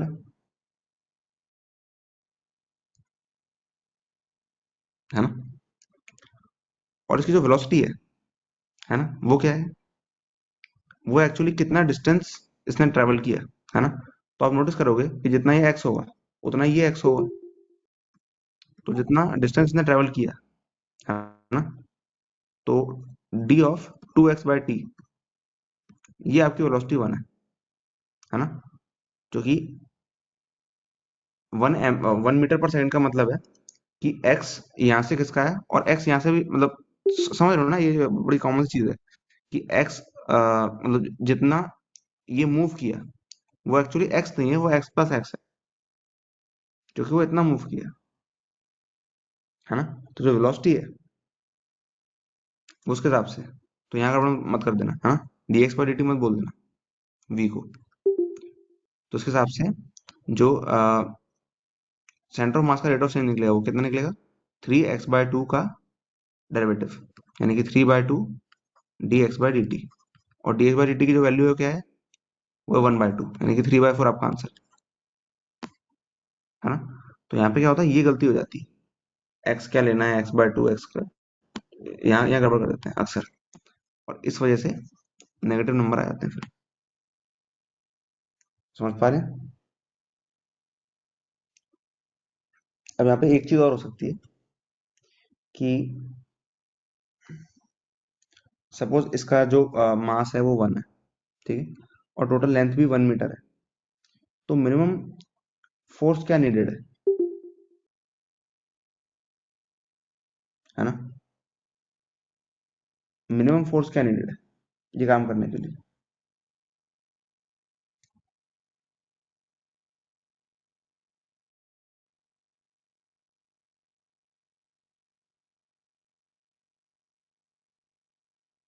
मिनिमम फोर्स क्या नीडेड है, क्या देखोगे, अरे सिंपल देखोगे ना कि जो फोर्स है वो क्या होता है, d/dt ऑफ mv, है ना। तो dm/dt into v plus m into dv/dt, ऐसे करके देखोगे। वेलोसिटी ऑलरेडी 1 दे रखी है ना, मास ऑलरेडी 1 दे रखा है, यानी कि क्या, dm/dt प्लस dv/dt, खाली ये निकालना है। और dv/dt क्या है, dv/dt तो कुछ नहीं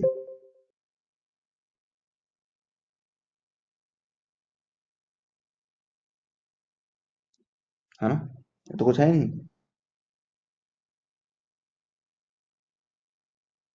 एक्सेलरेशन तो कुछ है ही नहीं सेंटर ऑफ मास का, ठीक है।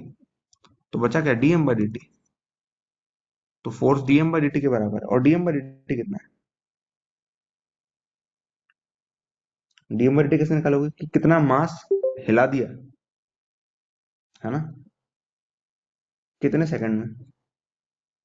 थोड़ा काइनेमेटिक्स लगाओगे तो दिखेगा कि 2 सेकंड में पूरा x = 2 हो जाएगा, 2 का डिस्प्लेसमेंट हो जाएगा, है ना, और वही पूरा है।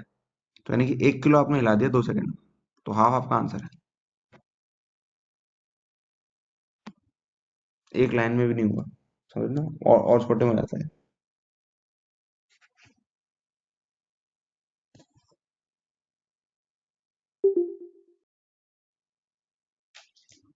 ठीक है, लास्ट क्वेश्चन देख लेते हैं, देखने में बड़ा मजेदार है, सॉल्व करने में दिक्कत होगी तो पूरा सॉल्व नहीं करना, ठीक है। तो यहाँ पे क्या है कि इस तरह का ना सर्कुलर सा फ्रेम है, क्वार्टर ऑफ अ सर्कल, ठीक है, और इसके रफली सेंटर पे एक वेलोसिटी u के साथ एक पार्टिकल को फेंक दिया गया है ना, u10 था ऐसा यूनिट में। और यहाँ पे जो फ्रेम है, ये ऐसा फ्रेम है कि एक आर्क ऑफ अ सर्कल है, ठीक है, जिसका जो रेडियस है वो है √21 ऐसा यूनिट में, मीटर।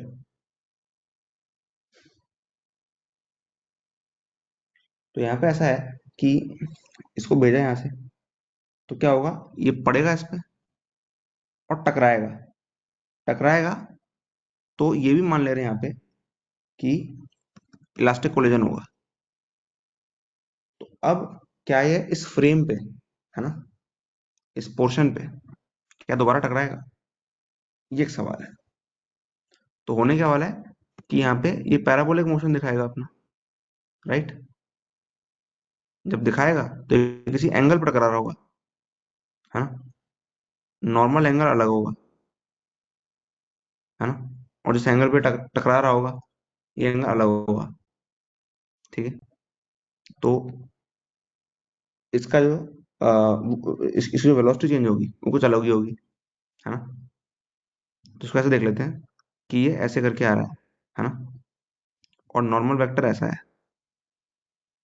और इसकी वेलोसिटी ऐसी है। तो टकराने के बाद इस सरफेस से वेलोसिटी कुछ ऐसी हो जानी चाहिए।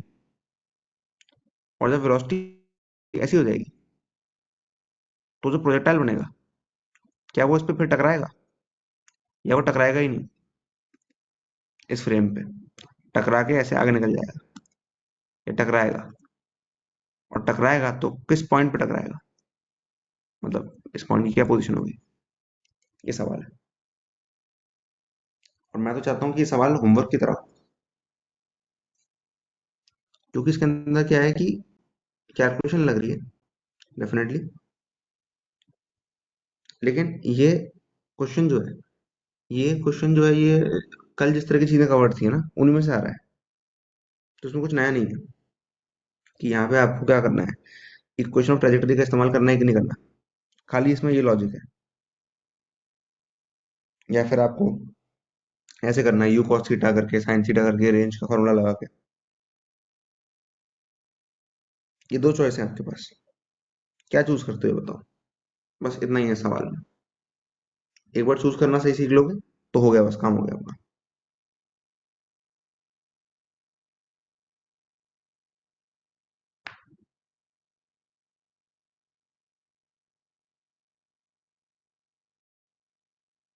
बताओ बताओ बताओ। क्या यहाँ पे आपको इक्वेशन ऑफ ट्रेजेक्टरी यूज करना चाहिए, यस और नो? और यस तो क्यों, नो तो क्यों?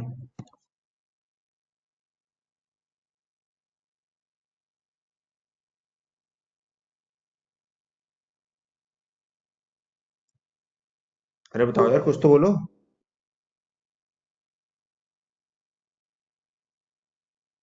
यस, लेकिन कुछ लोगों को पता नहीं क्यों। देखो, सिंपल सी बात है। ये एक सर्कुलर वो है, फ्रेम है, ठीक है। क्योंकि सर्कुलर फ्रेम है, इसकी आप इक्वेशन लिख सकते हो x square plus y square equal to r square, जो कि 21 है। अब अब तो थोड़ी अकल आई थोड़ी अकल। जब आप इक्वेशन ऑफ ट्रेजेक्टरी यूज कर रहे हो, सोच रहे हो कितना आसान हो जाएगा। या नॉर्मली भी अगर आप ऐसे कैलकुलेट करो कि जो हॉरिजॉन्टल है वो u इंटू टी है ना। जस्ट अगर आप ऐसे भी देख लो कि x जितना ट्रेवल करेगा ये, है ना, कितना होगा, वो u इंटू टी होगा। u 10 दे रखा है, 10 टी हो गया। y कितना होगा, कितना होगा, हाफ जी टी स्क्वायर होगा, और कितना होगा, ठीक है। तो देखो, a t square comma two t वाली साइकोलॉजी से भी आप इसको कर सकते हो, और x square plus y square बराबर करके भी कर सकते हो। करोगे तो आप पाओगे कि आ, क्योंकि जी भी 10 मान रहे हैं अपन, है ना, तो ये 5 टी स्क्वायर है। तो आप देखोगे बिल्कुल एग्जैक्ट दिख रहा है, ए टी स्क्वायर कॉमा 280। तो इससे आप ए आइडेंटिफाई कर सकते हो क्या है ना। ए 5 है तो उससे फिर एक्स कितना आएगा, है ना, ये फाइंड कर सकते हो इजीली। इतना क्लियर है कि अगर सपोज मैं ऐसा करता हूँ, एक मिनट रुकना।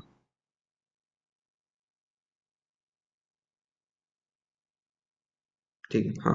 तो मैं यहाँ पे कुछ वैल्यू सेटिस्फाई करके मैंने देखी, तो मुझे देखा कि y इक्वल टू 1 और x इक्वल टू √20 ये चल जा रहे हैं।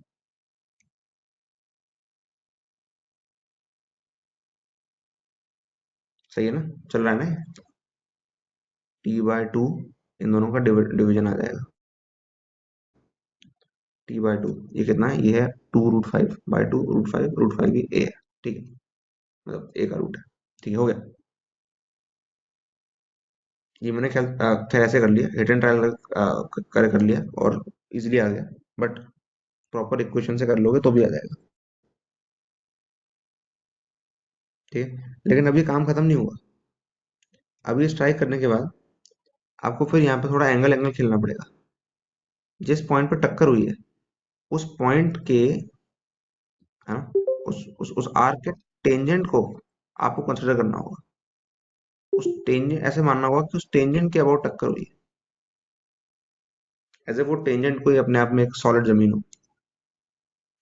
वो चीज यहाँ आई और यहाँ गई, ऐसे। है ना? ये लॉजिक है यहाँ पे। तो बहुत लोग देख के डर जाते हैं, अरे अरे ये तो कर्व्ड है, कर्व्ड पे कैसे होगा, ये तो कराया ही नहीं हमें। ऐसे नहीं, कर्व्ड के टेंजेंट पे मानो। ठीक है?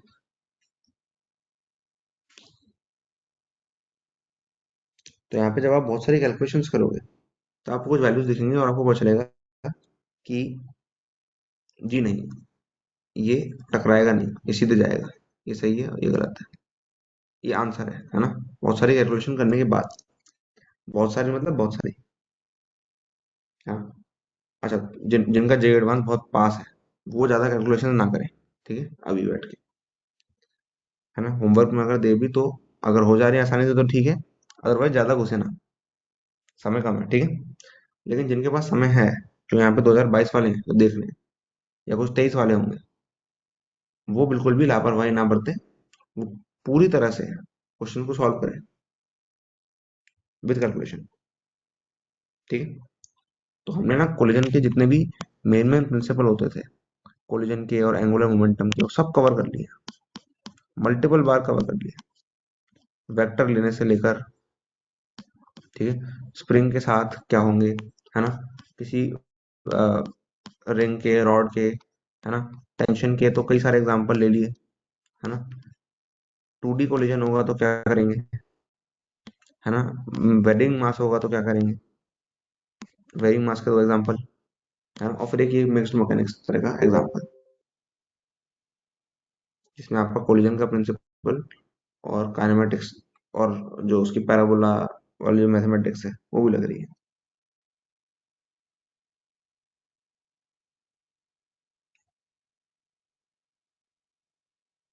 ठीक है, आई थिंक आपको मोस्ट ऑफ द चीजें समझ में आ गई होंगी। लेकिन सबसे इंपॉर्टेंट समझना यहाँ पे है क्या, कि माइंडसेट क्या है। ये बैक ट्रैकिंग कर पा रहे हो कि नहीं आप? ये हर एग्जांपल से आपको ये मास्टर करना है, या इसे मास्टर करने की तरफ एक सिग्निफिकेंट स्टेप लेना है हर क्वेश्चन को करते करते। तो क्या किया करो, क्वेश्चन को देखा करो और उसके बारे में सोचा करो। क्वेश्चन को देख के आप सोचते नहीं हो, आप क्या करते हो, क्वेश्चन देखते हो, इन्फॉर्मेशन देखते हो, कौन सा फॉर्मूला यूज होगा और लगाने लगते हो, न्यूमेरिकल की तरह आप कर रहे हो क्वेश्चन। नहीं, लॉजिक ढूंढो। क्या आप सबके बात समझ में आ रही है? कंटिन्यू करें फिर हम अपना अपना काम। नेक्स्ट क्लास में अपन मिलते हैं, है ना। अगली क्लास में क्या करोगा, अरे ये तो कल पे चलेगा। ठीक है, कल सुबह पे चलेगा। और अच्छा, कौन कौन यहाँ पे ऐसा है जो पहली क्लास अटेंड कर रहा है मेरी, पहली पहली बार लाइव क्लास अटेंड कर रहा है? अरे भाई, इतने सारे लोग!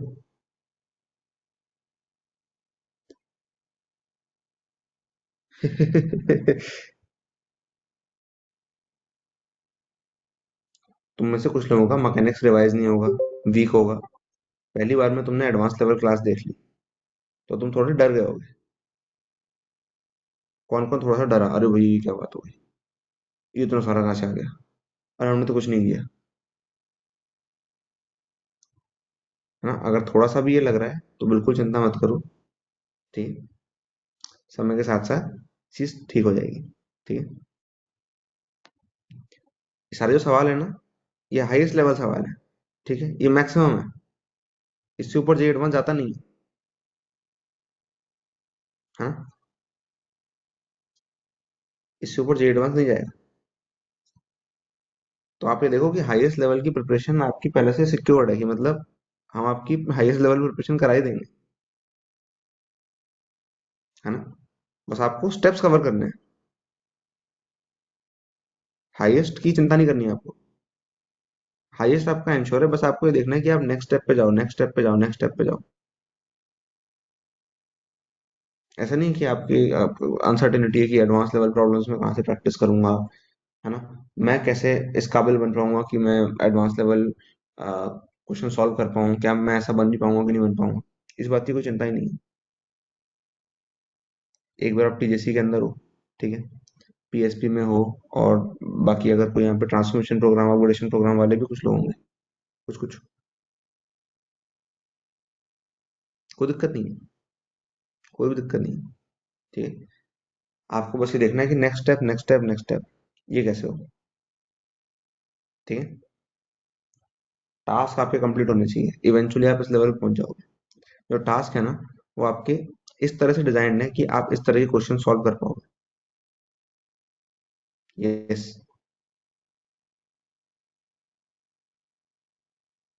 ठीक है। तो होप लूज मत करो, माइंडसेट सीखो, है ना, प्रॉब्लम सॉल्विंग स्किल सीखो। मेरा जो दिमाग है उसको चोरी करो।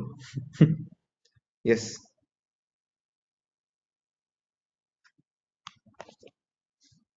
है ना, ये मत सोचो कि अरे ये तो जैसे पास भैया करते हैं वैसे हम कर रहे हैं, इसका मतलब चोरी कोई नेगेटिव चीज है। नहीं नहीं नहीं, बात ये है कि एज इट इज कॉपी तुम कभी वैसे भी नहीं कर सकते, हर इंसान वैसे भी यूनिक होता है ना।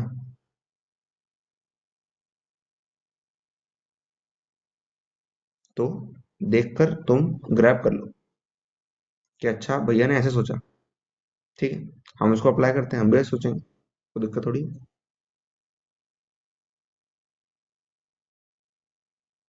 इसी तरह से लर्निंग ट्रांसमिट हो पाएगी। क्या कहते हो, यस और नो? हेलो,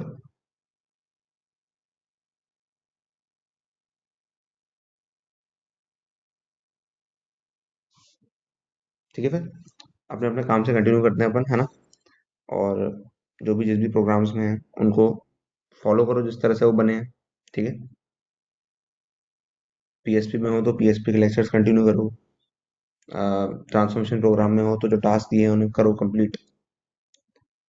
हमेशा ये देखो नेक्स्ट स्टेप पे कैसे जाना है, ठीक है। इतना सा काम करना है अपने को। Alright, all the best, good night,